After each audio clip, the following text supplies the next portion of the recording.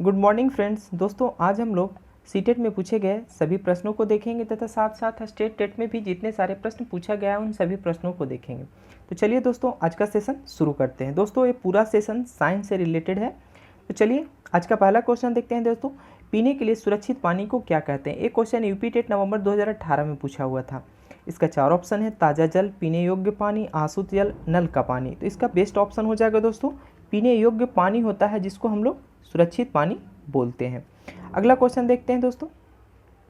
वर्ष 1984 की भोपाल गैस त्रासदी निम्न में से किस गैस के रिसाव के कारण हुआ था? यहाँ पे 4 ऑप्शन देखा है, आप लोग देख सकते हैं।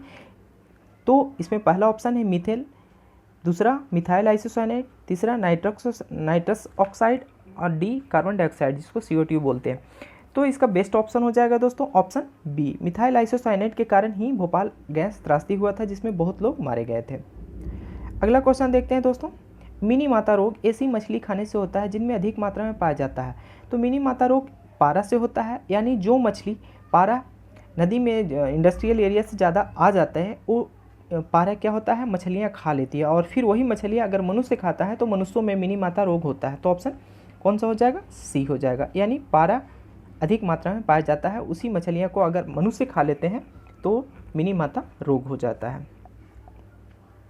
अगला क्वेश्चन देखते हैं दोस्तों। ओजोन परत का अधिकतम ह्रास निम्न में से किस पर हुआ है? देखिए 4 ऑप्शन दिया हुआ है, भूमध्य रेखा, उत्तरी ध्रुव, दक्षिणी ध्रुव और इनमें से कोई नहीं। तो इसमें बेस्ट ऑप्शन हो जाएगा कौन सा दोस्तों? तो दक्षिणी ध्रुव हो जाएगा। ठीक है, ऑप्शन सी। अगला क्वेश्चन देखते हैं हम लोग दोस्तों। किस गैस के वर्षा के पानी में घुलने से वर्षा का पानी अम्लीय हो जाता है? यानी क्वेश्चन कह रहा है कि कौन ऐसा गैस है जिसको वर्षा के पानी में अगर घुल जाता है तो वाटर है, जो जल होता है, जो अम्ल हो जाता है। अब यहाँ पे क्वेश्चन आता है अम्ल और क्षार का दोस्तों।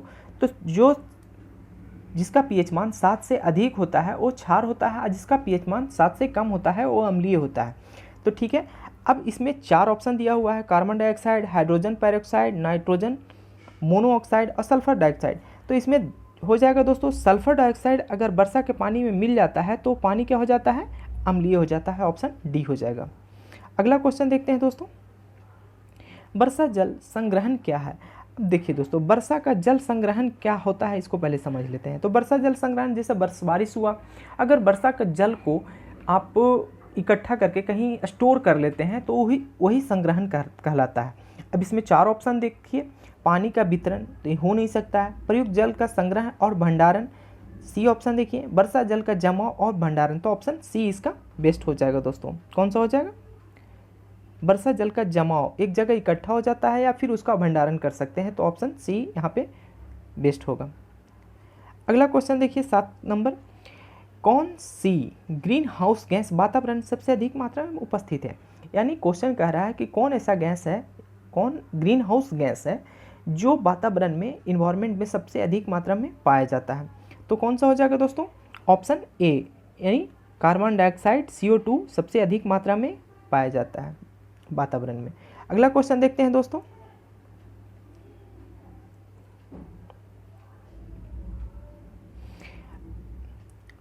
आठ नंबर क्वेश्चन है, निम्नलिखित परावैंगनिक किरणों में से कौन सा अधिक हानिकारक है? देखिए यहाँ पे 3-4 प्रकार के अल्ट्रावायलेट रे का दिया हुआ है, इसमें कौन सबसे ज़्यादा खतरनाक है वो आपसे पूछ रहा है। तो इसका कौन सा हो जाएगा? अल्ट्रावायलेट ए बहुत ज़्यादा हानिकारक है शरीर पे, अगर इसका इफेक्ट पड़ जाता है तो डायरेक्ट कैंसर होता है। एक क्वेश्चन यूपी टेट अक्टूबर 2017 में पूछा हुआ था। अगला क्वेश्चन देखिए। भारत में निम्नलिखित में से कौन सी एजेंसी मुख्य रूप से प्रदूषण मापने से संबंधित है? अब यहाँ पे 4 एजेंसियों का नाम दिया हुआ है, आपको पूछ रहा है कि इनमें से कौन मुख्य रूप से एजेंसी है जो प्रदूषण को मेज़र करता है। तो इसका सबसे बेस्ट ऑप्शन हो जाएगा दोस्तों केंद्रीय प्रदूषण नियंत्रण बोर्ड। भारत में केंद्रीय प्रदूषण नियंत्रण बोर्ड ही है जो प्रदूषण को मेज़र करता है। और एक क्वेश्चन यूपी टेट अक्टूबर 2017 में पूछा हुआ था दोस्तों। अगला क्वेश्चन देखते हैं। 10 नंबर क्वेश्चन है दोस्तों, वायुमंडल का प्रमुख स्तर जो पृथ्वी तल से नज़दीक है। अब यहाँ पे कौन ऐसा मंडल है जिससे वायुमंडल का स्तर है जो पृथ्वी से नज़दीक पड़ता है। तो सबसे नज़दीक कौन होता है? क्षोभ मंडल। फिर उसके बाद कौन सा होता है? तो समताप मंडल। तो ऐसे ही ऊपर आप बढ़ते जाता है। तो समताप मंडल में ही कौन सा मंडल होता है? ओजोन मंडल। तो सबसे नज़दीक पूछ रहा है, क्या बोल रहा है? सबसे नज़दीक कौन है? तो इसमें 4 ऑप्शन दिया हुआ है। मध्य आयन मंडल, तो इसमें सबसे नज़दीक क्षोभ मंडल हो जाएगा दोस्तों, ऑप्शन बी हो जाएगा। आगे का क्वेश्चन देखिए, तरुण भारत संघ के राजेंद्र सिंह को किस कार्य के लिए मैग्सेसे पुरस्कार दिया गया था? अब देखिए कौन सा पुरस्कार की बात कर रहा है? मैग्सेसे पुरस्कार। मैग्सेसे पुरस्कार किस क्षेत्र में दिया जाता है? तो जल संरक्षण के लिए ये पुरस्कार दिया जाता है। सबसे बेस्ट ऑप्शन ए हो जाता है। ठीक है, और ये क्वेश्चन यूपी टेट जनवरी 2017 में पूछा हुआ था दोस्तों। अगला क्वेश्चन देखिए, कौन सी गैस अधिकतम भूमंडलीय तापमान वृद्धि के लिए उत्तरदायी होता है? अब क्वेश्चन का कहने का मतलब है दोस्तों, कौन ऐसा गैस है जो अगर वायुमंडल में बढ़ जाए तो पृथ्वी का टेम्परेचर इंक्रीज हो जाता है।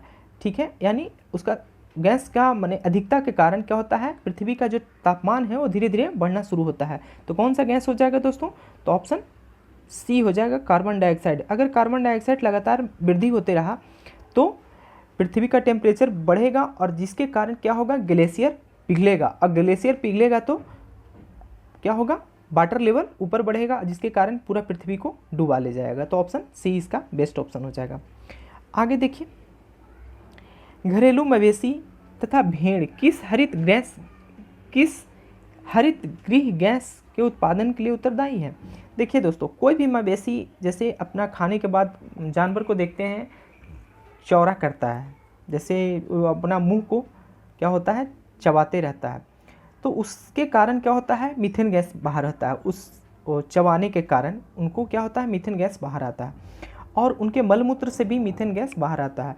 तो सबसे ज़्यादा उत्तरदायी किसके लिए है? तो मीथेन गैस, ऑप्शन डी हो जाएगा दोस्तों। आगे का 14 नंबर क्वेश्चन देखिए, वायुमंडल का कौन सा भाग प्रकाश की परावैंगनी अल्ट्रावायलेट किरणों को पृथ्वी की सतह पर आने से रोकता है? अब देखिए, वायुमंडल का कौन सा भाग है जो प्रकाश की परावैंगनी अल्ट्रावायलेट किरणों को पृथ्वी पर सतह पर आने से रोकता है? अब देखिए, अभी पीछे क्वेश्चन आया था कि पृथ्वी के सबसे नज़दीक कौन सा मंडल है? तो सबसे नज़दीक क्षोभ मंडल होता है। उसके बाद क्या होता है? समताप मंडल। अभी हम आपको बताए थे कि समताप मंडल में ही ओजोन मंडल होता है। अब ओजोन परत होता है। अब ओजोन परत जो होता है ना दोस्तों, वो होता है क्या होता है? वही है जो अल्ट्रावायलेट रे को रोकता है, जिसके कारण पृथ्वी पर अल्ट्रावायलेट रे नहीं आता है। तो कौन सा हो जाएगा? तो ऑप्शन ए हो जाएगा, समताप मंडल, ऑप्शन ए, क्योंकि इसी में ओजोन लेयर है, ओजोन परत है। ऑप्शन ए हो जाएगा। आगे का क्वेश्चन देखिए दोस्तों,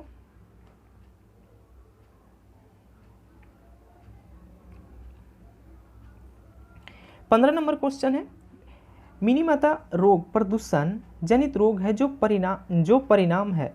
देखिए, मिनीमाता रोग किसके कारण होता है? तो पारा के कारण होता है। अब मिनीमाता को सबसे पहले समझ लेते हैं अच्छे से। होता क्या है दोस्तों, इंडस्ट्रियल एरिया में जैसे पारा का अधिकतम उपयोग होता है, जिसके कारण क्या होता है? थोड़ा बहुत पारा या अधिक प्रचुर मात्रा में क्या होता है? नदी में आ जाता है पानी के रिसाव के कारण। अब पानी में आने के कारण वो जो प्रदूषित पारा होता है वो मछलियाँ खा लेता है, और मछलियाँ खाने से जो मांसाहारी लोग होते हैं उनमें मिनीमाता रोग हो जाता है। और मिनीमाता रोग किसके कारण हुआ? पारा के कारण। तो यही मेन रीज़न होता है मिनीमाता रोग का। अब इसमें देखिए, ऑप्शन 4 है, इसको आप पढ़िए। समुद्र में बिखरे तेल का, वायुमंडल में आर्सेनिक जमा होने पर, सी आर्सेनिक पारा व्यर्थ में पानी में छोड़ने का, मनुष्य के कार्बनिक व्यर्थ को पीने के पानी में छोड़ने का। देखिए, ऑप्शन इसका कौन सा हो जाएगा? तो ऑप्शन सी हो जाएगा, औद्योगिक पारा व्यर्थ को पानी में छोड़ने। अगर आप व्यर्थ में औद्योगिक पारा, इंडस्ट्रियल पारा है जो छोड़ दीजिएगा पानी में, तो मछलियाँ खाएगा, जिसके कारण मिनीमाता रोग होता है। आगे देखिए, मिनीमाता से एक और क्वेश्चन पूछ दिया है, बहुत इंपॉर्टेंट है मिनीमाता। अब मिनीमाता रोग का संबंध निम्नलिखित में से किससे है? ये क्वेश्चन पीछे भी पूछा हुआ है, लेकिन ये राजस्थान टेट में पूछा हुआ था। तो ये कौन सा हो जाएगा? HG प्रदूषण से, यानी पारा का प्रदूषण से। HG पारा का क्या होता है? संकेत होता है।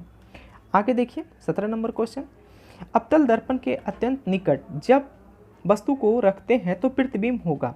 अब कह रहा है कि अवतल दर्पण की सबसे निकट में एक वस्तु रखते हैं तो उसका प्रतिबिंब कैसा बनेगा। एक क्वेश्चन राजस्थान टेट में 2016 में पूछा हुआ था। तो इसका आंसर हो जाएगा दोस्तों ए आभासी बनेगा, सीधा बनेगा और आवर्धित बनेगा। ठीक है, ऑप्शन बी हो जाएगा। अगला क्वेश्चन देखिए दोस्तों, वायु प्रदूषण का कौन सा स्रोत नहीं है। ये क्वेश्चन भी राजस्थान टेट 2016 में पूछा हुआ था।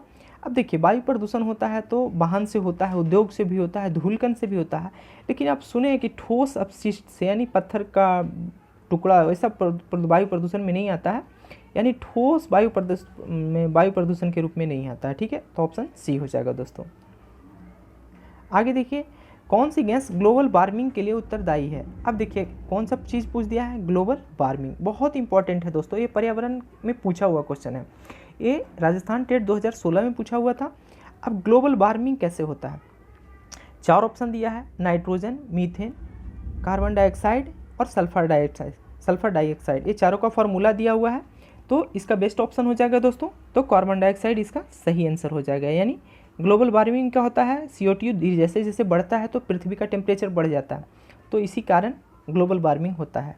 ठीक है, आगे कभी भी हम ग्लोबल वार्मिंग के बारे में आपको एक वीडियो में डिस्कशन कर देंगे।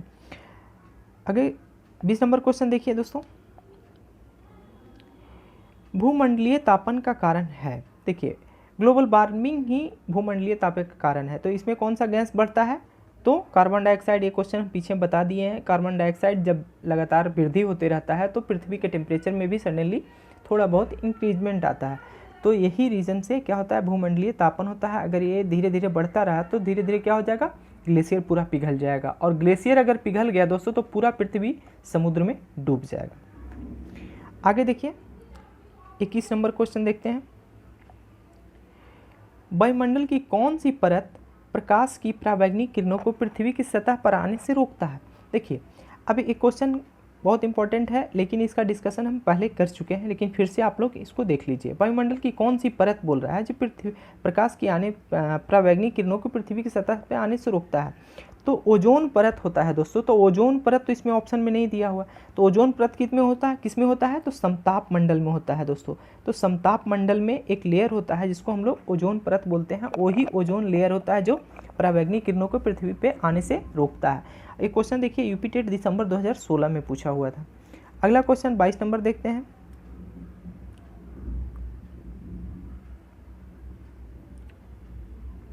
गंगा एक्शन प्लान को लाने का उद्देश्य निम्नलिखित में से किस सुधार हेतु है। देखिए एक क्वेश्चन यूपी टेट दिसंबर 2016 में पूछा हुआ था।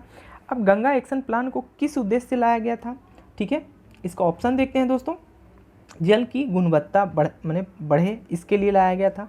जल का वेग, जल की प्रचुरता और जल का तापमान। देखिए जल का वेग, तापमान और प्रचुरता से हमको कोई लेना देना नहीं, क्योंकि अगर गंगा की गुणवत्ता अगर में उसमें सुधार आए तो मनुष्य के लिए काफ़ी महत्वपूर्ण है। तो यानी जल की गुणवत्ता में सुधार के लिए गंगा एक्शन प्लान को लाने का मुख्य उद्देश्य था। ऑप्शन ए हो जाएगा दोस्तों। अगला क्वेश्चन देखिए 23 नंबर क्वेश्चन है, निम्नलिखित में से कौन सी ग्रीन हाउस गैस नहीं है।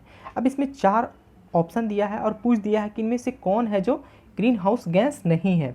ठीक है, अभी 4 ऑप्शन दिया हुआ है। फर्स्ट ऑप्शन कार्बन डाइऑक्साइड है, दूसरा है नाइट्रस ऑक्साइड है, हीलियम है और मीथेन है।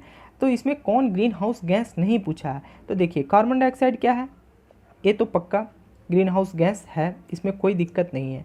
नाइट्रस ऑक्साइड ये भी है और मीथेन भी है, यानी यहाँ पे कौन सा हो जाएगा, तो हीलियम ऑप्शन सी इसका जो है ग्रीन हाउस गैस नहीं, ऑप्शन सी हो जाएगा। अगला क्वेश्चन देखिए, ध्वनि प्रदूषण का मापन किस इकाई द्वारा करता है। तो ध्वनि प्रदूषण किस में मापते हैं दोस्तों, तो डेसिबल में मापते हैं। इसको आंख बंद करके आप लोग टिक कीजिए, इसका कोई सोल्यूशन नहीं है, रट लीजिए।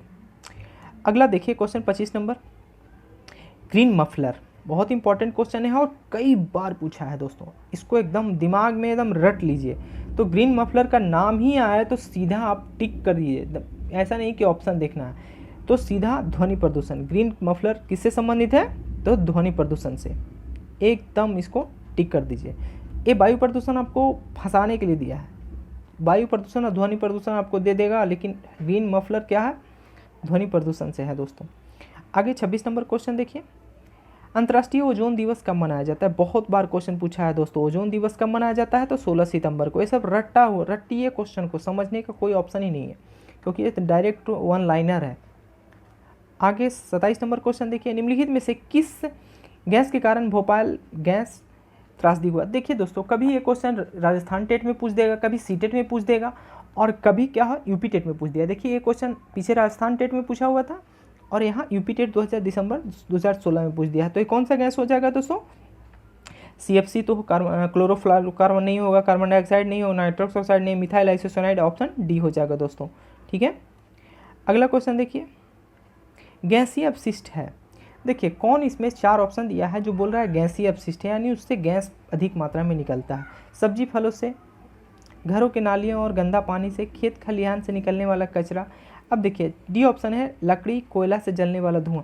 अब इस लकड़ी जब जलेगा तो उससे धुआं निकलता है, कोयला जब जलता है देखते हैं बहुत ज़्यादा धुआं निकलता है, तो इससे क्या होता है गैसीय अपशिष्ट बहुत अधिक मात्रा में बाहर निकलता है। इन सबसे भी निकलता है, पिछले ऑप्शन जो है ए बी सी से, इनसे भी निकलता है, लेकिन प्रचुर मात्रा में लकड़ी और कोयले से जलने वाले धुआं से निकलता है। ऑप्शन डी हो जाएगा दोस्तों। आगे क्वेश्चन देखिए 29 नंबर, वायुदाब नापने वाला यंत्र किस नाम से जाना जाता है। तो वायुदाब किसको मापते हैं? तो बैरोमीटर, ऑप्शन ए। ये सब इंपॉर्टेंट क्वेश्चन है और ऑनलाइनर है, इसको एकदम रट लीजिए। ये क्वेश्चन देखिए फरवरी 2014 में पूछा हुआ था यूपी टेट में। अगला क्वेश्चन देखिए दोस्तों,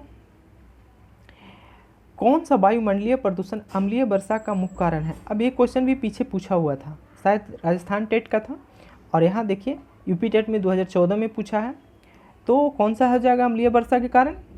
जब वर्षा जल में कोई भी सल्फर डाइऑक्साइड अगर मिल जाता है तो क्या वर्षा जल क्या हो जाता है? अम्लीय हो जाता है। तो ऑप्शन ए हो जाएगा दोस्तों इसका सही आंसर, ऑप्शन ए। दोस्तों इसका नेक्स्ट पार्ट हम लोग अगले वीडियो में लेके आएंगे। ठीक है, तो चलिए दोस्तों, और जो दोस्त इस चैनल पे नए हैं उनसे रिक्वेस्ट है कि प्लीज़ इस चैनल को सब्सक्राइब कर लें। धन्यवाद दोस्तों।